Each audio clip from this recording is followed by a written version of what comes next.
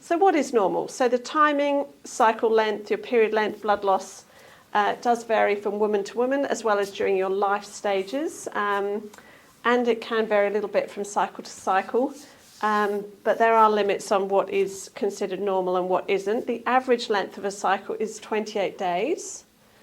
But what is still considered normal is 21 days or 35 days. So it does vary from 3 to 5 weeks. An average length of a cycle usually is somewhere between 5 and 7 days, I believe, and the amount of blood loss should be around 60 mils. We're going to talk about how you can measure that later if you are concerned that you have a lot of blood loss. And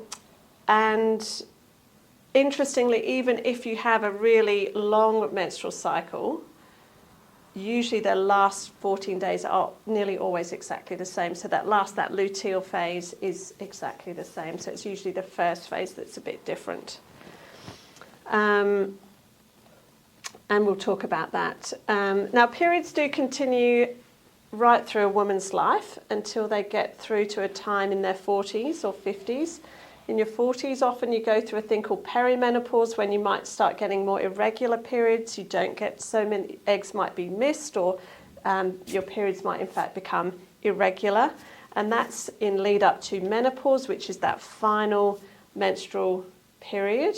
And in fact, your menopause is just this singular date in the calendar. It goes from not having a period for 12 months, and then you're officially in menopause. And then you don't have periods again. So that usually happens in Australian women around 51 or 52. So what is not normal